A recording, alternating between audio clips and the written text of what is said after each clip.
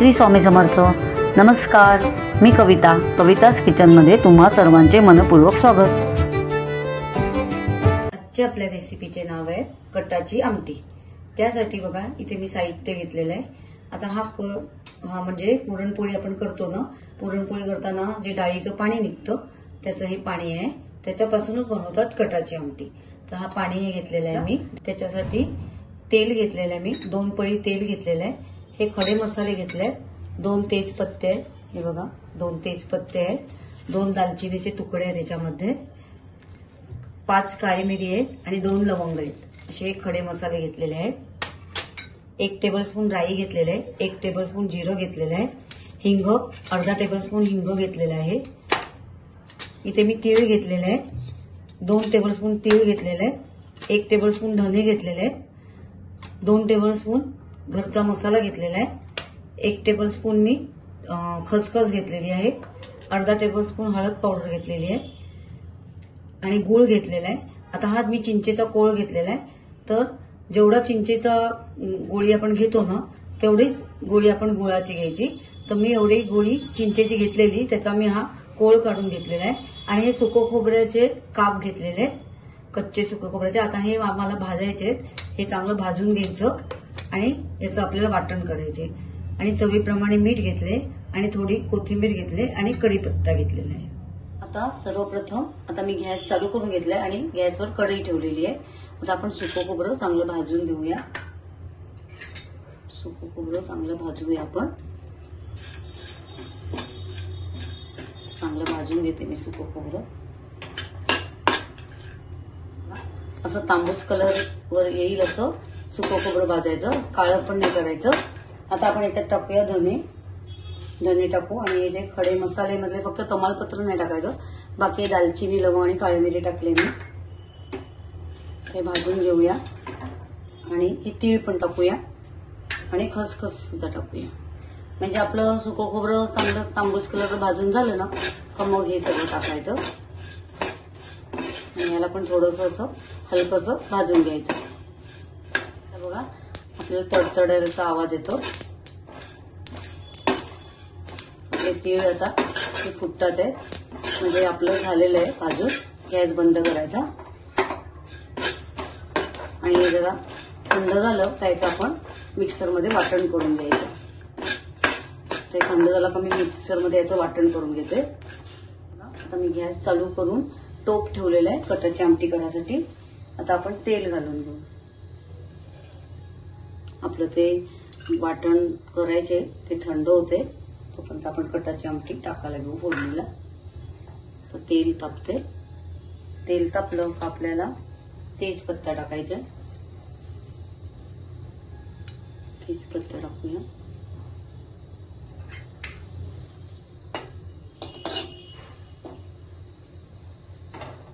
आपण राई टाकूया,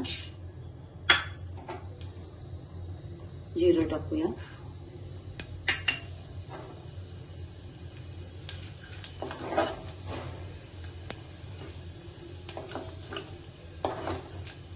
राई जिरी तडतडली गॅस बारीक करून याचं फोडणी जळेल मग हिंग घालून घेऊ.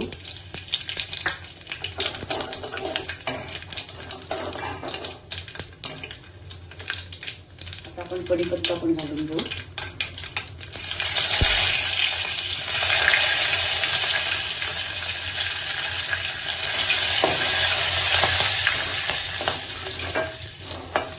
गॅसची फ्लेम बारीकच ठेवायची. आपण मसाला वगैरे जळेल.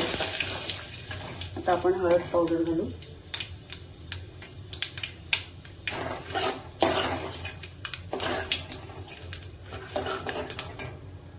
मसाला घालूया.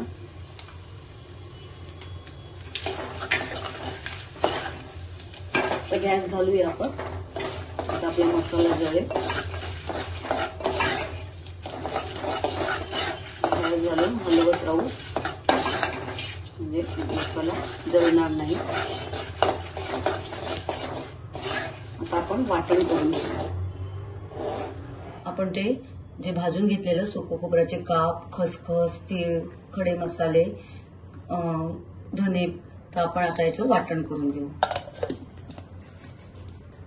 आधी चालू बंद करून पाणी न घालता वाटूया।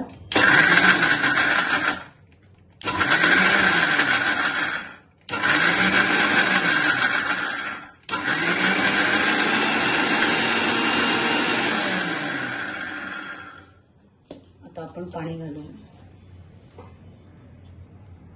म्हणजे चांगलं बारीक होईल पाणी घातल्यामुळे।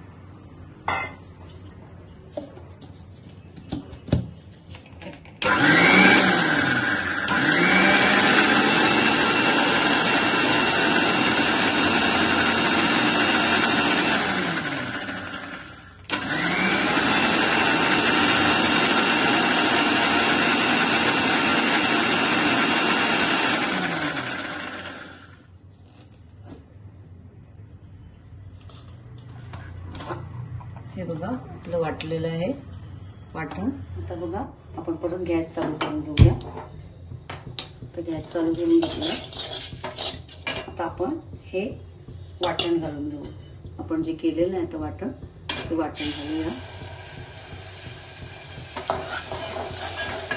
मिक्सरच्या भांड्यात पाणी घालून घेऊ, वाटणाचं पाणी।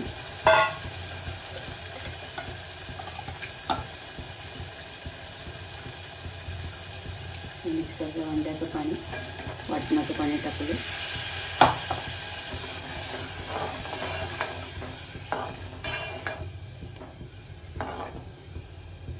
याला चांगला जरा उकळा आला का मग आपण डाळीचं पाणी घालू। आता आपलं वाटण टाकल्यानंतर उकळलेलं आहे। आता आपण याच्यात डाळीचं पाणी घालून घेऊया।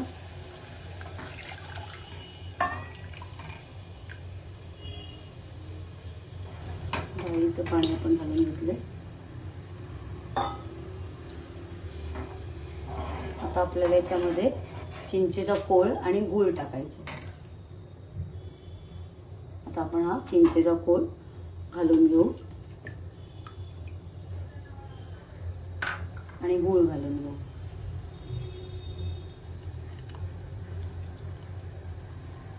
आता कटाची आमटी जाड नसते, अशी पातळच असते। मीठ टाकून घेऊया, चवीप्रमाणे मीठ टाकायचं आणि ज्यांना जशी पातळ कशी हवे तशी करायची। थोडी पातळ हवी तर पातळ करायची, थोडा पाणी घालून। आणि जास्ती जाड नसते कटाची आमटी,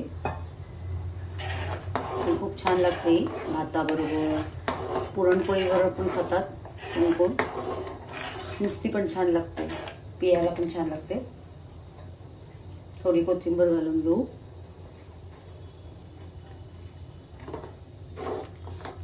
आणि चांगले जरा उकळू आपण। अजून आपली कढी आता चांगली उकळलेली आहे बघा, आता झालेली आपली।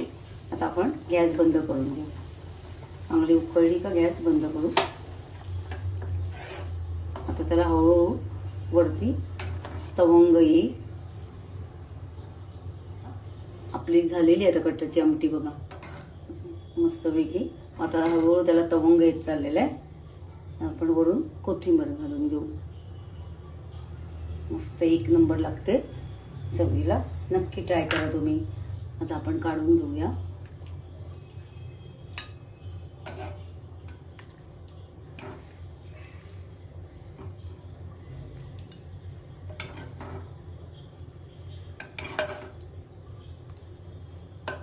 अशा प्रकारे खाण्यासाठी कटाची आमटी नक्की ट्राय करा तुम्ही, खूप छान लागते। अशा प्रकारे खाण्यासाठी कटाची आमटी नक्की ट्राय करा।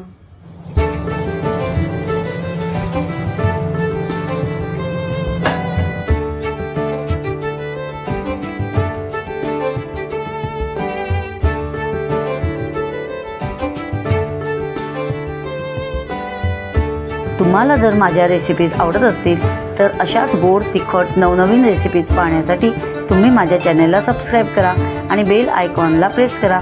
याने मी अपलोड केलेल्या रेसिपीज सर्वात आधी तुम्हाला पाहायला मिळतील। चला तर मग आज इथेच थांबू आणि नवीन रेसिपीज घेऊन पुन्हा भेटू। धन्यवाद।